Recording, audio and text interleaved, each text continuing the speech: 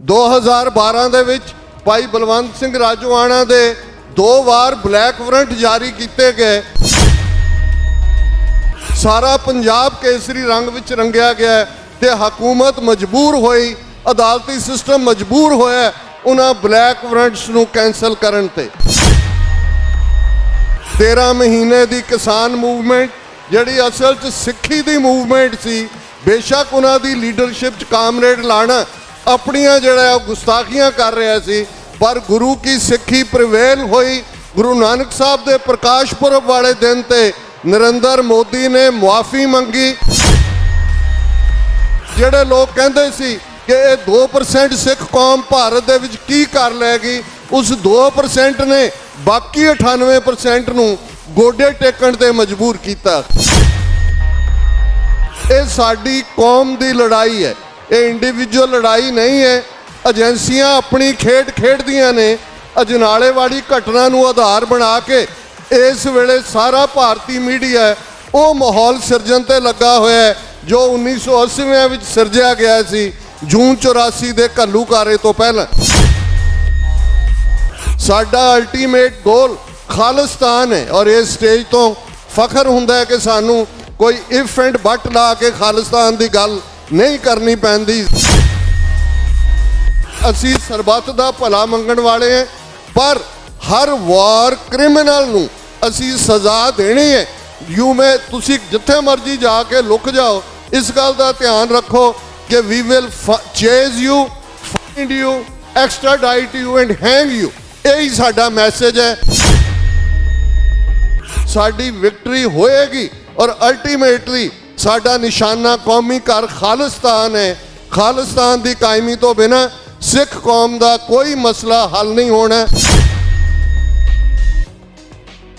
ਰਾਜੇ ਸ਼ੀ ਮੁਕੱਦਮ ਕੁੱਤੇ ਜਾਏ ਜਗਾਇਨ ਬੈਠੇ ਸੁੱਤੇ, ਚਾਕਰ ਨਹਿੰਦਾ ਪਾਇਨ ਘਾਓ, ਰਤ ਪਿੱਤ ਕੁੱਤਿਓ ਚੱਟ ਜਾਓ। ਵਾਹਿਗੁਰੂ ਜੀ ਕਾ ਖਾਲਸਾ, ਵਾਹਿਗੁਰੂ ਜੀ ਕੀ ਫਤਿਹ। ਅੱਜ ਨਿਊਯਾਰਕ ਦੀਆਂ ਸਿੱਖ ਸੰਗਤਾਂ ਨੇ ਇੱਕ ਵਾਰ ਫੇਰ ਜਿਸ ਸੋਲੀਡੈਰਿਟੀ ਦਾ ਮੁਜ਼ਾਹਰਾ ਕੀਤਾ, ਪਿਛਲੇ 3 ਘੰਟੇ ਤੋਂ ਨਿਊਯਾਰਕ ਦੇ ਸਮੁੱਚੇ ਗੁਰਦੁਆਰਾ ਸਾਹਿਬਾਨ ਚੋਂ ਗੁਜ਼ਰਦਿਆਂ ਇਹ ਕਾਰ ਰੈਲੀ ਸਾਡੀ ਉਸ ਸੰਸਥਾ, ਉਸ ਗੁਰਦੁਆਰਾ ਸਾਹਿਬ ਦੇ ਵਿੱਚ ਪਹੁੰਚੀ ਹੈ ਜਿਹੜੀ ਕਿ mother of all East cost societies ਹੈ। ਸਾਨੂੰ ਇਸ ਗੱਲ ਦਾ ਫਖਰ ਹੈ ਕਿ ਗੁਰਦੁਆਰਾ ਰਿਚਮੰਡ ਹਿਲ ਕਲਚਰਲ ਸੁਸਾਇਟੀ ਔਰ ਸਿੱਖ ਡੇ ਪੈਰੇਡ ਜਿਹੜੀ ਇਸ ਵਾਰ 29 ਅਪ੍ਰੈਲ ਨੂੰ ਹੈ, ਇਹ ਪਿਛਲੇ 36-37 ਸਾਲ ਤੋਂ ਸਾਡੀ ਕੌਮੀ ਖਾਲਿਸਤਾਨ ਦੀ ਆਵਾਜ਼ ਹੈ। ਔਰ ਅੱਜ ਜਦੋਂ ਇਸ ਗੁਰਦੁਆਰਾ ਸਾਹਿਬ ਦੇ ਸਾਹਮਣੇ ਪਲੇਟਫਾਰਮ ਤੋਂ ਮੈਂ ਐਡਰੈਸ ਕਰ ਰਿਹਾ ਤੇ ਮੈਂ ਸਮਝਦਾ ਕਿ ਇਹਨਾਂ 38-39 ਸਾਲਾਂ ਵਿੱਚ ਬਹੁਤ ਸਾਰੇ ਹੁਨਾਲ ਸਿਆਲ ਕੌਮ ਨੇ ਵੇਖੇ ਨੇ। ਇੱਕ ਸਟੇਜ ਤੇ ਪੰਜਾਬ ਦੇ ਵਿੱਚ ਇਉਂ ਲੱਗਦਾ ਸੀ ਕਿ ਖਾਲਿਸਤਾਨ ਬਣਿਆ ਹੋਇਆ ਹੈ। 84 ਤੋਂ 94 ਦਾ ਉਹ ਫੇਸ ਸੀ। ਫਿਰ ਸਰਕਾਰੀ ਜ਼ਬਰ ਦੇ ਸਾਹਮਣੇ ਇੱਕ ਤਬਕੇ ਨੂੰ ਲੱਗਣ ਲੱਗਾ ਕਿ ਗੱਲ ਮੁੱਕ ਗਈ ਹੈ।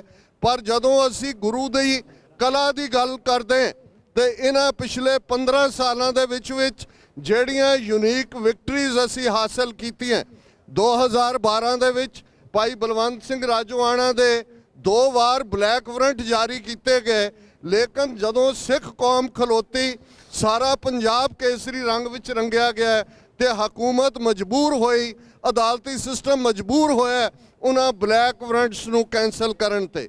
13 ਮਹੀਨੇ ਦੀ ਕਿਸਾਨ ਮੂਵਮੈਂਟ ਜਿਹੜੀ ਅਸਲ 'ਚ ਸਿੱਖੀ ਦੀ ਮੂਵਮੈਂਟ ਸੀ, ਬੇਸ਼ੱਕ ਉਹਨਾਂ ਦੀ ਲੀਡਰਸ਼ਿਪ 'ਚ ਕਾਮਰੇਡ ਲਾਣਾ ਆਪਣੀਆਂ ਜਿਹੜਾ ਗੁਸਤਾਖੀਆਂ ਕਰ ਰਿਹਾ ਸੀ, ਪਰ ਗੁਰੂ ਕੀ ਸਿੱਖੀ ਪ੍ਰਵੇਲ ਹੋਈ। ਗੁਰੂ ਨਾਨਕ ਸਾਹਿਬ ਦੇ ਪ੍ਰਕਾਸ਼ ਪੁਰਬ ਵਾਲੇ ਦਿਨ ਤੇ ਨਰਿੰਦਰ ਮੋਦੀ ਨੇ ਮੁਆਫੀ ਮੰਗੀ, ਤਿੰਨੋਂ ਖੇਤੀ ਕਾਨੂੰਨ ਵਾਪਸ ਲਏ।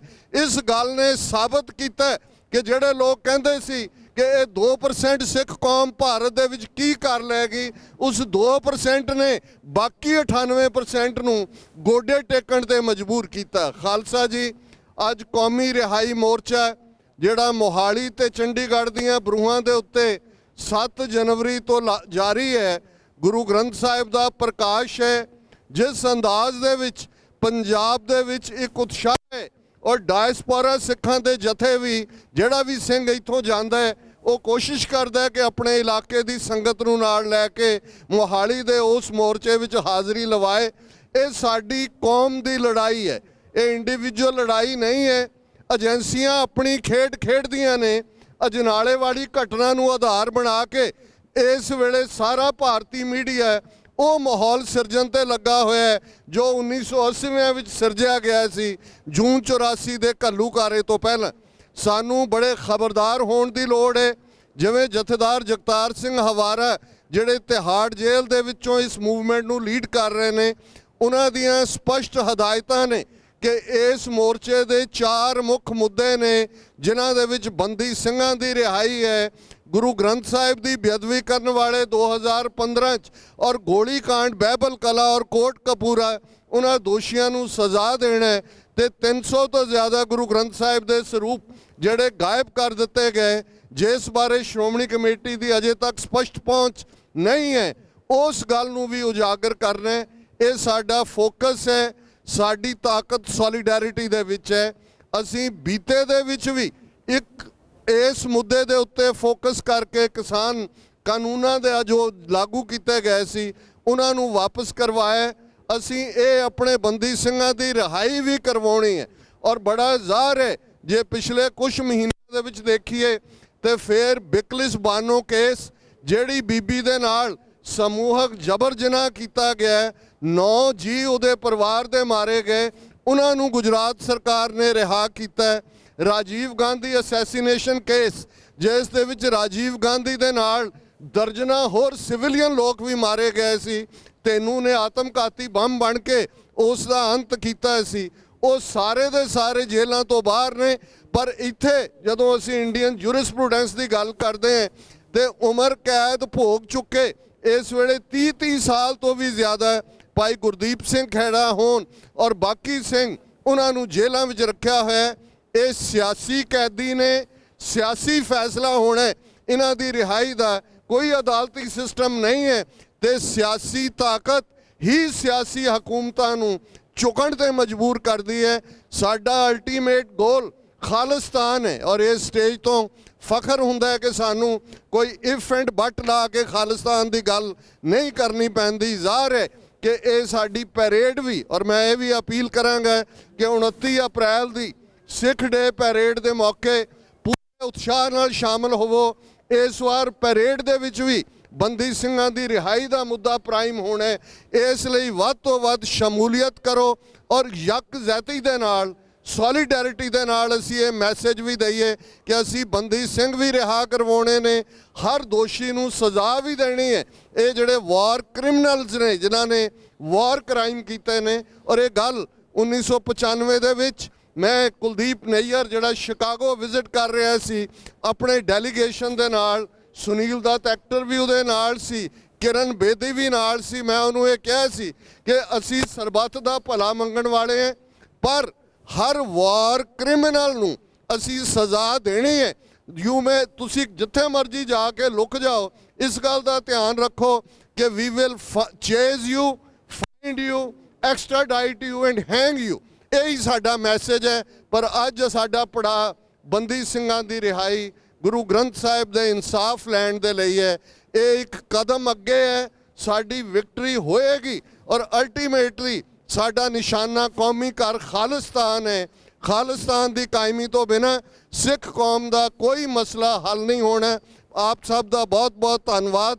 5 ਨਾਅਰੇ ਬੁਲੰਦ ਆਵਾਜ਼ ਦੇ ਵਿੱਚ ਜਿਹੜੇ ਇਸ ਮੈਸੇਜ ਨੂੰ ਦੇਣ, ਤਿਹਾੜ ਜੇਲ੍ਹ ਤੋਂ ਲੈ ਕੇ ਕਰਨਾਟਕਾ ਦੀਆਂ ਜੇਲ੍ਹਾਂ ਤੱਕ ਬੈਠੇ ਸਿੰਘਾਂ ਤੱਕ ਪਹੁੰਚਣ ਕਿ ਭਾਈ ਕੌਮ ਖੜੀ ਹੈ ਅਕਾਲ ਤਖਤ ਦੇ ਉਸ ਜਿਹਨੂੰ ਖੰਡਰਾਤ ਬਣਾ ਦਿੱਤਾ ਗਿਆ ਸੀ। ਪਰ ਉਸ ਅਕਾਲ ਤਖਤ ਤੋਂ ਹੀ 26 ਜਨਵਰੀ 1986 ਦੇ ਸਰਬੱਤ ਖਾਲਸਾ ਨੇ 5 ਮੈਂਬਰੀ ਪੰਥਕ ਕਮੇਟੀ ਜਿਨ੍ਹਾਂ ਵੱਲੋਂ ਖਾਲਿਸਤਾਨ ਦਾ ਐਲਾਨ ਕੀਤਾ ਗਿਆ ਸੀ, ਅਸੀਂ ਇਸ ਕੌਮੀ ਨਿਸ਼ਾਨੇ ਨੂੰ ਹਾਸਲ ਕਰਨਾ ਹੈ। 20ਵੀਂ ਸਦੀ ਦੇ ਮਹਾਨ ਸਿੱਖ ਸ਼ਹੀਦ ਸਨ ਜਰਨੈਲ ਸਿੰਘ ਜੀ ਖਾਲਸਾ ਪਿੰਡਰਾਂ ਵਾਲਿਆਂ ਦਾ ਫਰਮਾਨ ਹੈ, ਖਾਲਸਾ ਜੀ ਸ਼ਹੀਦਾਂ ਦੇ ਖੂਨ ਦਾ ਹੱਕ ਲੈਣਾ ਤੇ ਸ਼ਹੀਦਾਂ ਦੇ ਖੂਨ ਦਾ ਹੱਕ ਖਾਲਿਸਤਾਨ ਦੀ ਪ੍ਰਾਪਤੀ ਨਾਲ ਜੁੜਿਆ ਹੋਇਆ ਹੈ। 5 ਬੁਲੰਦ ਨਾਅਰੇ ਅਕਾਲ ਤਖਤ ਤੋਂ ਆਈ ਆਵਾਜ਼, ਖਾਲਿਸਤਾਨ ਖਾਲਿਸਤਾਨ ਅਕਾਲ ਤਖਤ ਤੋਂ ਆਈ ਆਵਾਜ਼, ਖਾਲਿਸਤਾਨ ਖਾਲਿਸਤਾਨ ਅਕਾਲ ਤਖਤ ਤੋਂ ਆਈ ਆਵਾਜ਼, ਅਕਾਲ ਤਖਤ ਤੋਂ ਆਈ ਆਵਾਜ਼, ਖਾਲਿਸਤਾਨ ਖਾਲਿਸਤਾਨ ਅਕਾਲ ਤਖਤ ਤੋਂ ਆਈ ਆਵਾਜ਼। ਖਾਲਿਸਤਾਨ ਖਾਲਿਸਤਾਨ ਵਾਹਿਗੁਰੂ ਜੀ ਕਾ ਖਾਲਸਾ, ਵਾਹਿਗੁਰੂ ਜੀ ਕੀ ਫਤਿਹ।